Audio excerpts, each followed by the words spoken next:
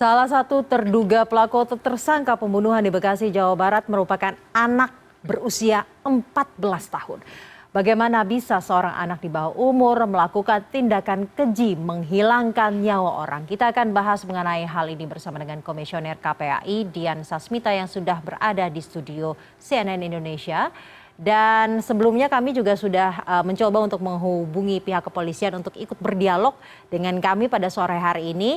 Namun pihak kepolisian belum bisa untuk bergabung pada sore hari ini. Selamat sore Mbak Dian. Oh ya, sore Mbak. Baik, Mbak Dian, tanggapan KPAI terkait kasus ini, pembunuhan yang dilakukan atau anak 14 tahun ini ikut terlibat dalam pembunuhan tersebut. Iya, yang pertama kejadian ini bukan yang pertama. Ya. Kita sudah sering mendengar kasus tindak pidana yang dilakukan oleh remaja, anak laki-laki ataupun perempuan. Tapi memang yang baru-baru ini banyak itu ya, membuat masyarakat geram karena mengakibatkan kematian. Tapi ini juga perlu kita lihat, kita pastikan kepolisian juga perlu menjelaskan juga kepada publik sebenarnya status anak ini seperti apa. Apakah dia melakukan pembunuhan ataukah dia turut serta. Ini perlu dijelaskan kepada publik supaya publik ini tidak kemudian ikut menghakimi anak. Karena kualitas tindak pidana berbeda itu kan juga dampaknya juga berbeda juga. Nah ini yang perlu kami juga mendorong teman-teman media juga memberitakan kasus ini secara objektif dan proporsional. Selain mengenai status yang diberikan kepada anak ini turut serta atau melakukan, namun dari informasi yang kami dapatkan, kami himpun juga bahwa sebenarnya anak di bawah umur ini kan belum boleh bekerja ya sebenarnya Mbak ya? Iya, tapi pada faktanya kan banyak juga ya anak-anak karena tuntutan ekonomi keluarga dia harus membantu orang tuanya sehingga dia bekerja sebelum umur yang cukup. Kalau di undang-undang kan 15 tahun ya, tapi dengan batas waktu tertentu tidak sampai 8 jam atau 12 jam. Jadinya tidak bisa dibilang juga bahwa adanya pelanggaran aturan ya dengan mempekerjakan anak 14 tahun ini. Kalau mau lihat undang-undang tenaga kerja ya tentunya, tapi kita kan nggak bisa lepas ya dengan kondisi ekonomi apalagi sejak pandemi banyak kehidupan keluarga yang semakin terpuruk sehingga siapa saja yang ada di rumah kalau sudah kuat bekerja membantu orang tua untuk bekerja. Baik, kemudian kita akan kembali ke kasusnya karena tadi menarik kalimat pertama ya yang keluar dari Mbak Dian adalah sebenarnya sudah sering terjadi. Ada apa Mbak? Kok sering terjadi bisa anak-anak ini melakukan tindakan kekejian apalagi membunuh orang? Iya, tindak pidana atau kekerasan yang dilakukan anak itu sebenarnya beragam. Dalam setahun itu ada 3.000-an anak harus masuk ke dalam LPKA, Lembaga Pembinaan Khusus Anak. Di Indonesia baru tiap provinsi baru ada satu. Nah, anak-anak di sana itu melakukan beragam tindak pidana, mulai dari pembunuhan ada, pencurian ada, narkoba ada, kekerasan seksual pun ada. Ini harus menjadi perhatian kita semua, terutama pemerintah ya. Kenapa sih anak-anak ini bisa sampai melakukan kenakalan yang berujung tindak pidana hingga mereka divonis oleh hakim? Ini ketika kita tarik ke belakang, anak-anak ini semua berangkat dari keluarga yang patah. Keluarga yang pengasuhannya kurang optimal. Mereka tumbuh kurang kasih sayang yang lengkap dari kedua orang tua. Bahkan ada juga yang pernah mengalami kekerasan atau ditelantarkan, diabaikan. Pola pengasuhannya seperti ini membentuk karakter anak. Membentuk kecerdasan emosional anak yang rapuh.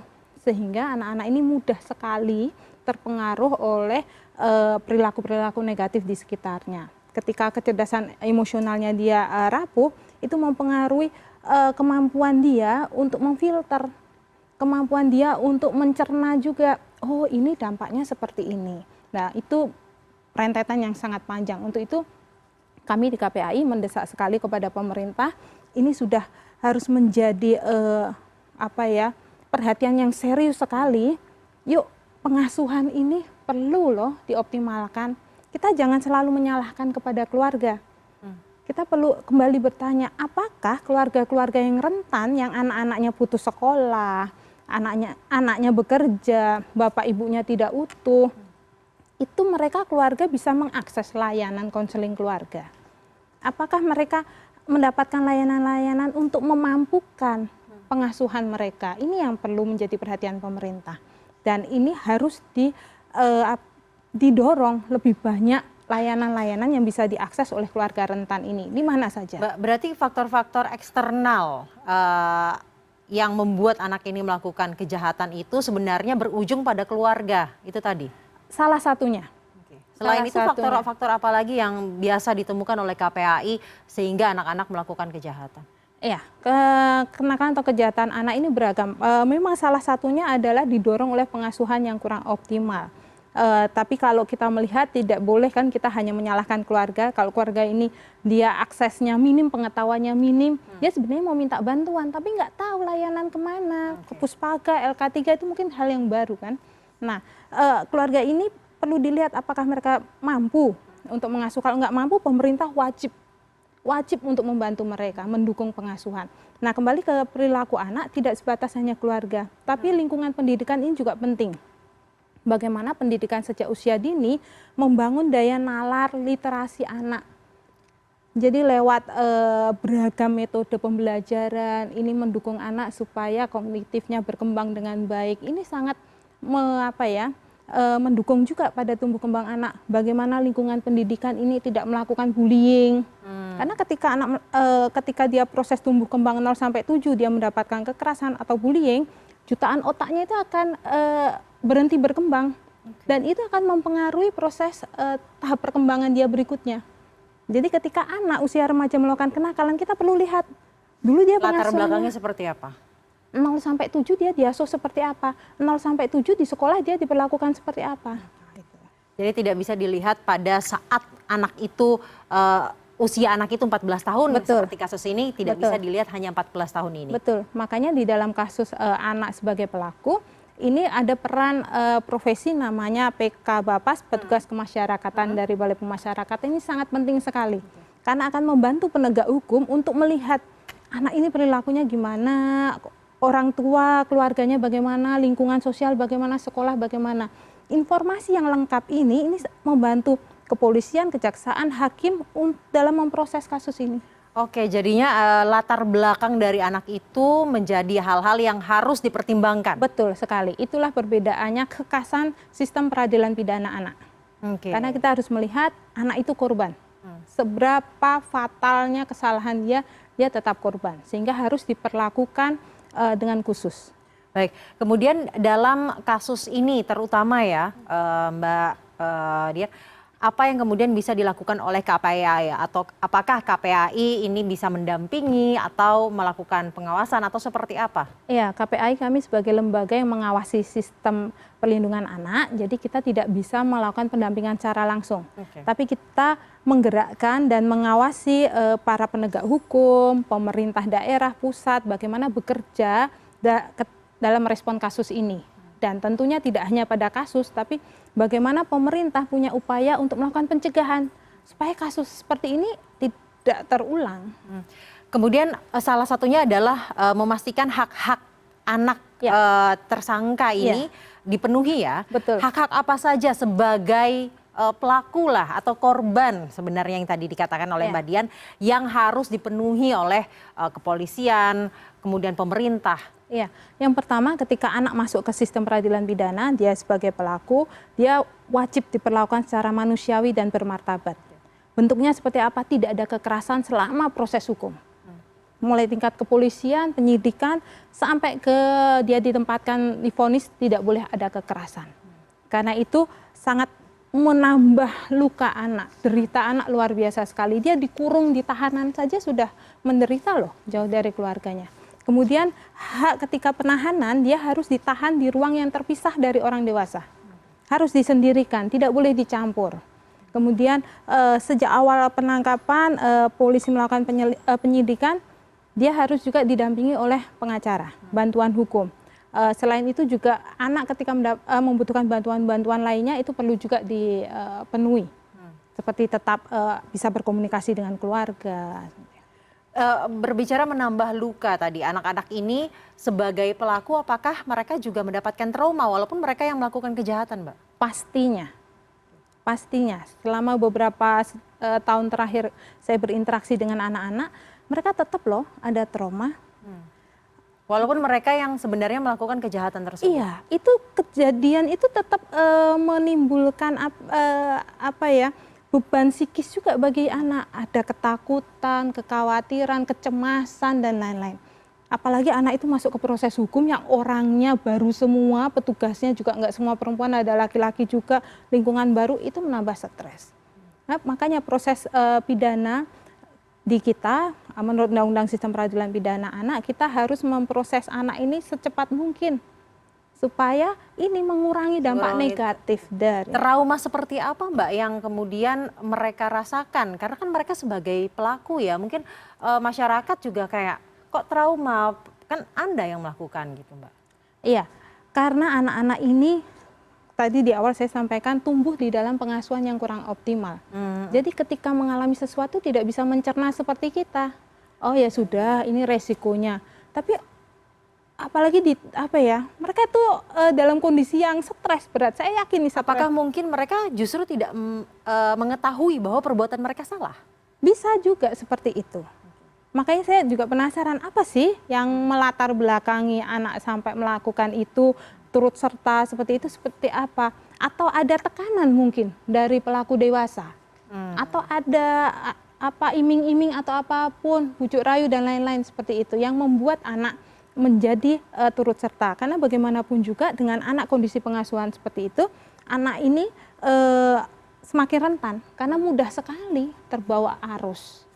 Hal-hal seperti itulah yang kemudian harus digali ya. Betul. Oleh aparat penegak hukum sehingga bisa dipertimbangkan nanti dalam memberikan tuntutan seperti itu ya Mbak ya. Iya. Iya. Kemudian tadi kan ada 3.000-an anak yang saat ini berada di lembaga pembinaan khusus anak ya. Dari 3.000-an anak itu paling banyak Mbak, kejahatan jenis apa yang dilakukan?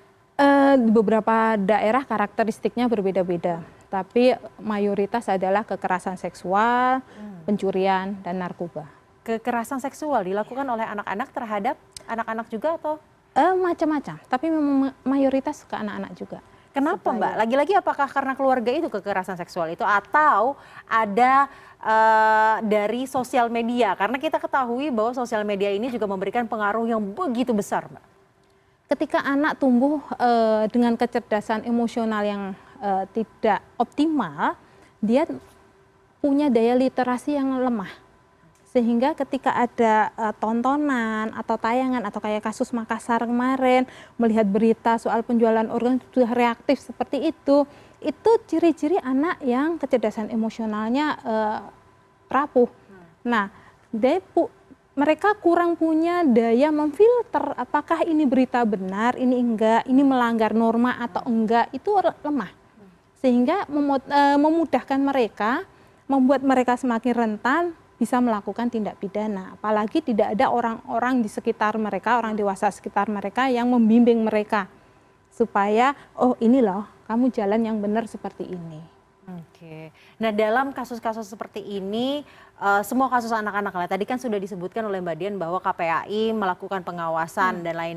Jadi setiap kasus ini akan ada komunikasi langsungkah dengan kepolisian maupun kejaksaan maupun institusi penegak hukuman? Iya, biasanya kami seperti itu. Apalagi kasus-kasus yang viral kita akan membangun koordinasi.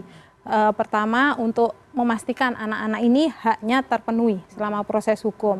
Kemudian juga memastikan proses persidangan, proses hukumnya ini tidak terlalu lama. Ya. Karena ada beberapa anak, kasus bukan ini ya, tapi ada anak beberapa kasus itu dia terpaksa proses hukumnya lama, meskipun dia tidak ditahan, tapi dia ditempatkan di sentra atau di panti.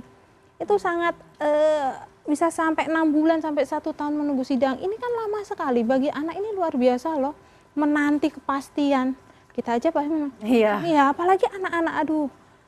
Dan khusus untuk kasus ini, apakah sudah ada komunikasi yang kemudian dilakukan antara KPAI dengan kepolisian? Oh, kalau dengan kepolisian saya belum. Saya kemarin baru berkoordinasi dengan PK Bapas.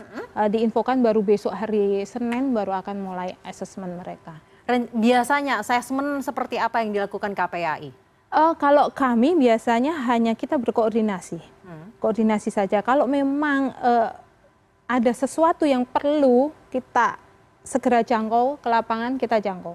Biasanya apa yang segera perlu untuk dijangkau? Misalnya oleh KPAI? terbukti ada kekerasan ketika proses hukum, itu kita harus segera hadir untuk anak. Karena kembali lagi mandat kami sebenarnya kan ada untuk anak Indonesia, untuk memastikan hak-hak anak terlindungi.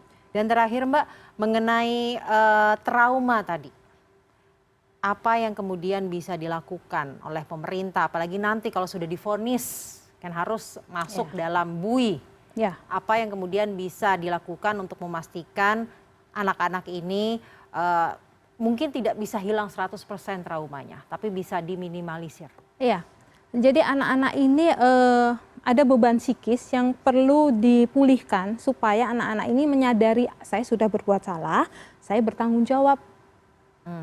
Proses memahami bertanggung jawab ini butuh pendampingan konselor atau psikolog. Makanya sangat dibutuhkan sekali peran pemerintah daerah menyediakan para konselor di LPKA atau psikolog di LPKA, karena saya beberapa kali ke LPKA mereka belum ada psikolog sama sekali.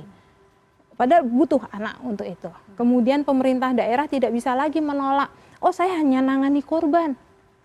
Nggak bisa, anak yang wajib ditangani, anak itu baik korban, saksi ataupun pelaku. Pelaku juga harus ditangani.